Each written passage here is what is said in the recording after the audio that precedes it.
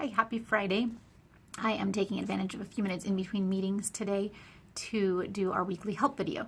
So this week I'm not talking about content related help. Instead, I wanted to talk a little bit about workflow and how to help you make sure that you are working on the weekly content throughout the week, especially for those of you who have busy schedules and are mostly working on the class on the weekends. So first of all, remember the class opens on, or each weekly folder opens on Monday and is due the following Sunday. So we have a Monday to Sunday flow of work. But I always make sure to open the next week's folder by Friday. Sometime on Friday is when that will usually open. So that way you have 2 weekends that you have access to that material. So if you are, and this would apply for everybody, but especially if you are busy during the week, if you work full time or have a lot of classes on campus, and so most of your time that you're going to devote to this class is going to be on the weekends, what I would recommend is that you take advantage of the fact that each week is available for 2 weekends, and that you do some things on that first weekend to get the content ready and kind of started to embed itself into your brain. And so here's some ideas for how to do that. So first, once the next week's folder has opened on Monday, go in and there'll be some YouTube videos that cover well, first of all, go in and if you can do it without confusing yourself with the work that you need to do that weekend, maybe scan through the textbook pages that are assigned for the next week. Or if possible, set aside some time maybe on Monday or Tuesday to do that. Just set aside 20 minutes just to read through the textbook, the pages that are assigned for the week. But then, okay, back to the weekend. Before you've even worked through the material, there are YouTube videos that are assigned or that are included in each week's folder that support primarily the grammar, but sometimes also the vocabulary of that week's materials.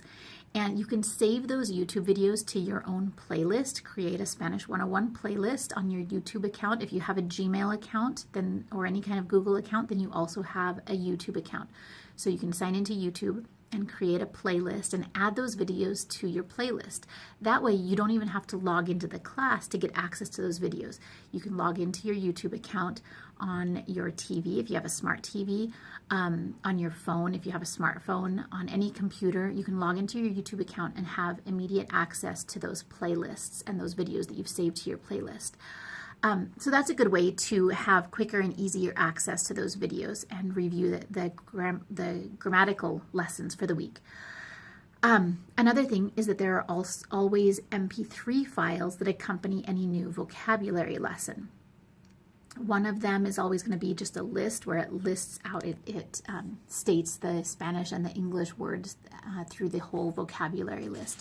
And then there will also be MP3 files of those short dialogues, the diálogos, that are at the beginning of each vocabulary lesson. So you can download those MP3 files to your phone or your computer, and again, just have easy access to them. You can listen to them while you're driving or whatever you happen to be doing. Another thing for vocabulary is Quizlet. If you go into course documents in Blackboard, there will be links to the Quizlet, which is an online flashcard program, or it's a website and app. So if you download Quizlet to your phone, you can save those vocabulary lists to your Quizlet account, again, kind of like with the YouTube videos, save them to your Quizlet account, and then again you have access to them on the go, on your phone or on your computer, without having to be in Blackboard. So, and I'm not encouraging you to get away from checking Blackboard every day, but what I am doing is trying to be realistic about the fact that sometimes logging into Blackboard is an ordeal, and sometimes if you don't have time to sit down and spend 45 minutes studying, it doesn't always feel worthwhile if you just have 5 minutes while you wait for an appointment. But what would feel worthwhile is using that time to watch a quick YouTube video or to get on Quizlet and practice the vocabulary really quickly. So, those are a couple things that I would strongly recommend, is save those YouTube videos and save the vocabulary MP3 files and the vocabulary flashcards.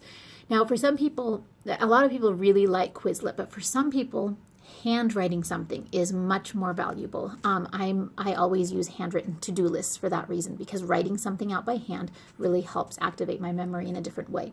So you may find that you either don't use Quizlet or that you use a combination of Quizlet and handwritten vocabulary cards. Maybe consider Quizlet for studying the full vocabulary list, but then identify maybe 15 or 20 of the vocabulary words from each chapter that you think are really important or that you're struggling more with, and use handwritten vocabulary cards for that, and stick them in your backpack or in your book or someplace where you can get access to them.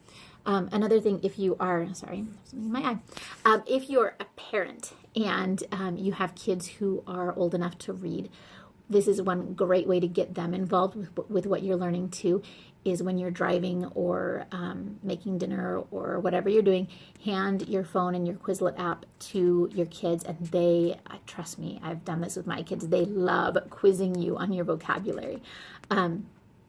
So get them involved too. And I think those are my main things that I wanted to point out, is just ways that you can get access to this material in an easier and more, anyway, just more accessible format throughout the week, especially if you're primarily using the weekends for your actual homework. So I hope that's helpful. Have a great weekend, and I will see you all online.